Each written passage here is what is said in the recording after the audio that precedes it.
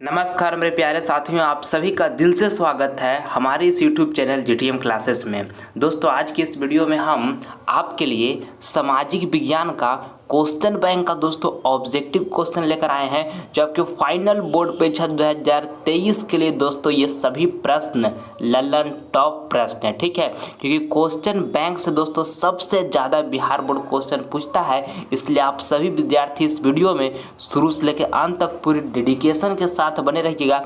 एक भी प्रश्न इस वीडियो का आप स्किप मत कीजिएगा बाबू, क्योंकि ये वीडियो आपके फाइनल बोर्ड परीक्षा के लिए काफ़ी ही महत्वपूर्ण साबित होने वाला है। इस वीडियो के माध्यम से आपको समय हम 30 ऑब्जेक्टिव क्वेश्चन रखने वाले हैं, और ये 30 में से बहुत सारे प्रश्न आपको पेपर में हूबहू देखने को मिलेगा।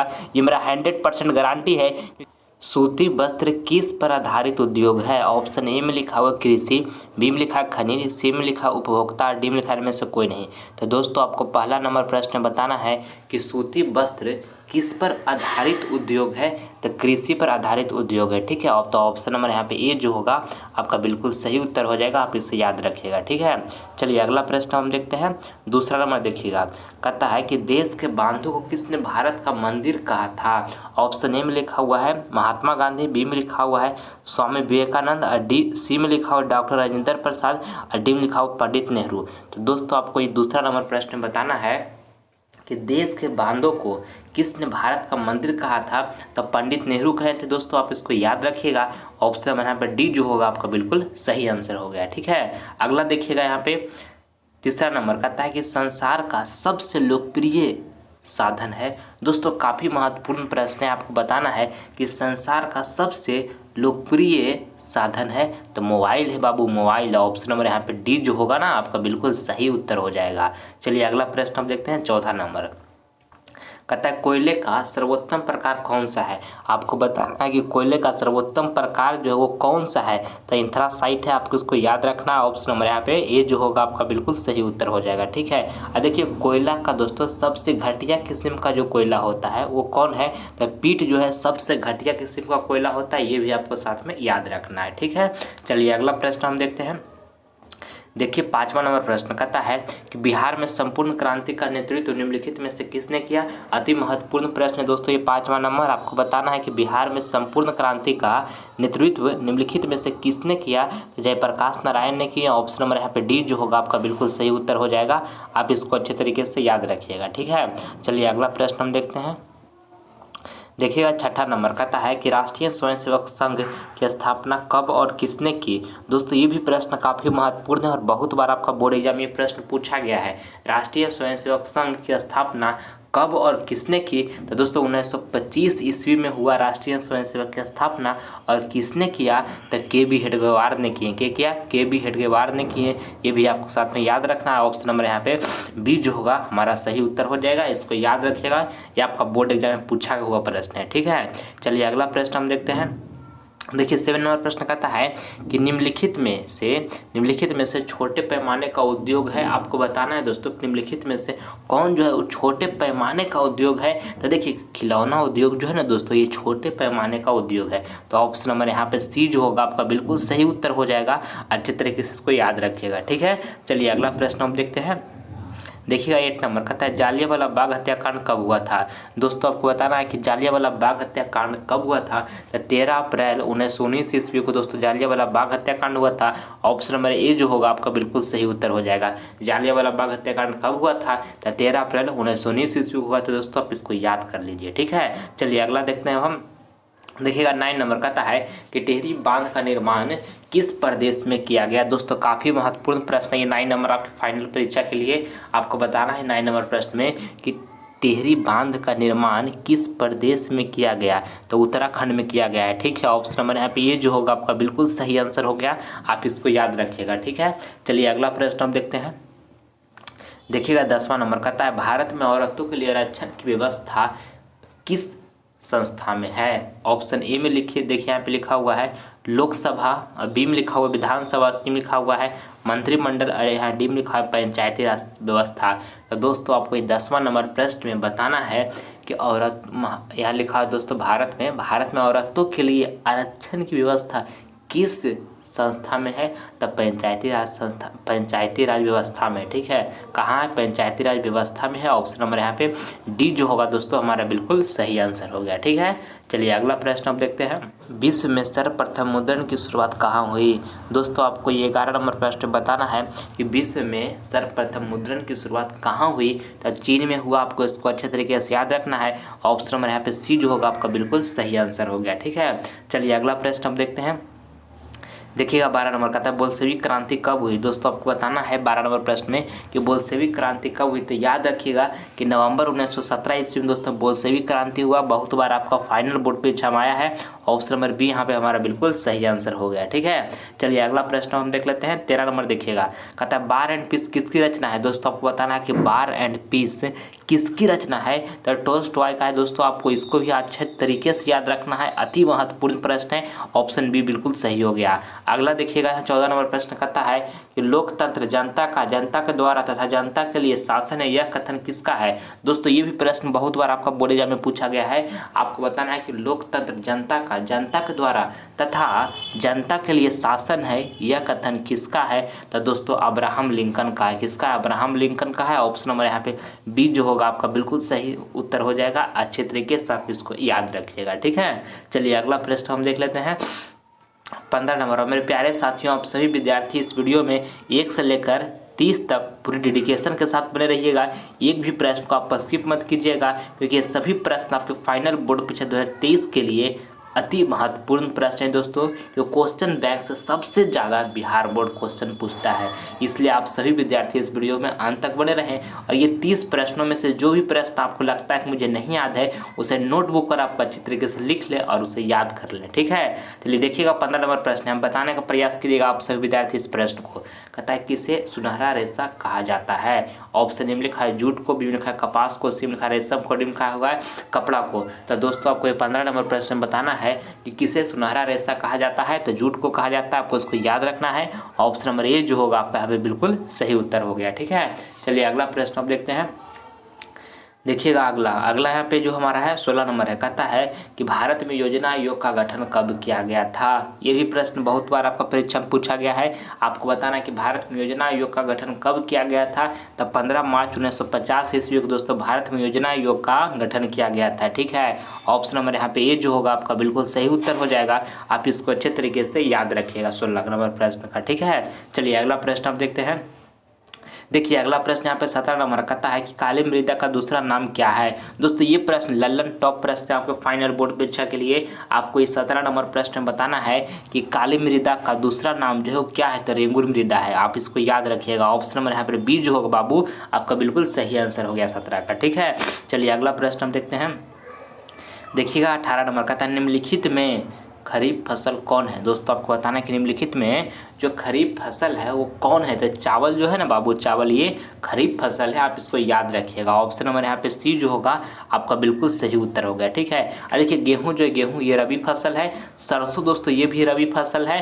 और मटर भी रबी फसल है। ये भी आपको ध्यान में रखना है। ठीक है, चलिए अगला प्रश्न अब देख लेते हैं। 19 नंबर कहता है बिहार में पंचायती राज व्यवस्था का कार्यकाल है। दोस्तों अति महत्वपूर्ण प्रश्न है आपके फाइनल बोर्ड परीक्षा के लिए। आप इसको हमेशा याद रखिएगा कि बिहार में पंचायती राज व्यवस्था का कार्यकाल जो होता है वो 5 वर्ष का होता है। आपको इसको अच्छे तरीके से ध्यान में रखिएगा। ऑप्शन नंबर बी जो होगा हमारा यहाँ पे बिल्कुल सही आंसर हो गया। ठीक है, चलिए अगला प्रश्न हम देख लेते हैं। 20 नंबर कहता है कि सोपानी कृषि किस राज्य में प्रचलित है?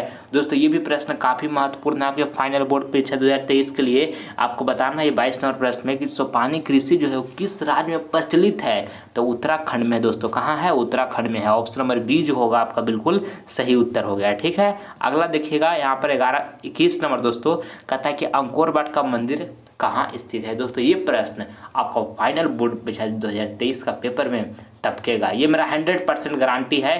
अभी इसको आप कॉपी में लिख लीजिए। ठीक है, ये टपकेगा तो टपकेगा। आपको बताना है कि अंकोर वाट का मंदिर कहाँ स्थित है? तो अंकोर वाट का मंदिर जो है दोस्तों कंबोडिया में स्थित है। आपको इसको अच्छे तरीके से याद रखना है। ऑप्शन नंबर यहाँ पे सी जो होगा बिल्कुल आपका सही उत्तर हो जाएगा। ठीक है, जब आपसे पूछा जाए कि अंकोर वाट का मंदिर का निर्माण किसने करवाया, तो सूर्यवर्मन द्वितीय ने करवाया। ये भी आपको साथ में याद रखना है। ठीक है, देखिए अंकोर वाट का जो मंदिर है दोस्तों उसमें किस हिंदू देवता का पूजा होता है, तब भगवान विष्णु का पूजा होता है। ये भी आपको साथ में याद रखना है, ठीक है। चलिए अगला प्रश्न हम देख लेते हैं। 22 नंबर यहाँ पर देखिएगा, कहता है इनमें किसको प्राथमिक क्षेत्र भी कहा जाता है। ऑप्शन ए में लिखा है सेवा क्षेत्र, बी में लिखा है कृषि क्षेत्र, और देखिए सी लिखा है औद्योगिक क्षेत्र, और डी में लिखा हुआ इनमें से कोई नहीं, ठीक है। तो आपको बताना है कि देखिए इनमें किसको प्राथमिक क्षेत्र भी कहा जाता है। तो कृषि क्षेत्र जो है दोस्तों, कृषि क्षेत्र, इसको प्राथमिक क्षेत्र भी कहा जाता है। ऑप्शन नंबर यहाँ पर बी जो होगा आपका बिल्कुल सही आंसर हो जाएगा, ठीक है। देखिए औद्योगिक क्षेत्र को दोस्तों द्वितीयक क्षेत्र कहा जाता है, इसको आपको साथ में याद रखना है, ठीक है।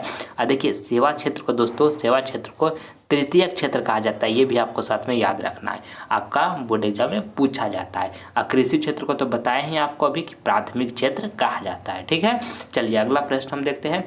23 नंबर कहता है WTO विश्व व्यापार संगठन की स्थापना किस वर्ष की गई। दोस्तों काफ़ी शानदार प्रश्न है, आपको बताना है कि WTO विश्व व्यापार संगठन की स्थापना किस वर्ष की गई।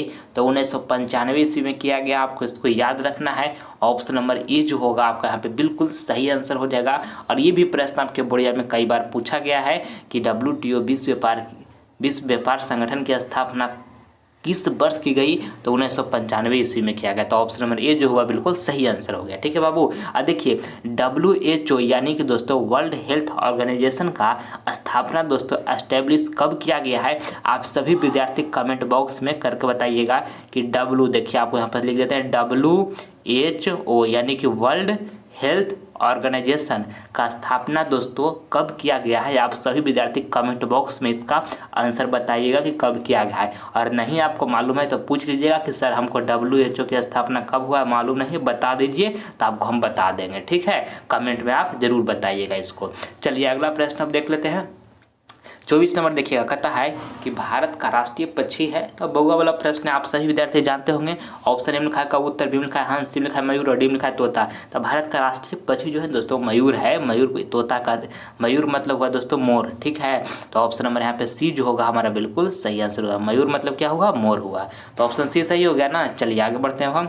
देखिएगा यहाँ पर 25 नंबर प्रश्न कहता है कि बृहद क्षेत्र में जल की उपस्थिति के कारण ही पृथ्वी को कहते हैं तो नीला ग्रह कहते हैं। बाबू अति बार महत्वपूर्ण प्रश्न है। ऑप्शन नंबर यहाँ पर बी जो होगा आपका बिल्कुल सही आंसर हो जाएगा। बृहद क्षेत्र में जल की उपस्थिति के कारण ही पृथ्वी को क्या कहते हैं, तो नीला ग्रह कहते हैं। याद हो गया ना। चलिए अगला प्रश्न हम देख लेते हैं।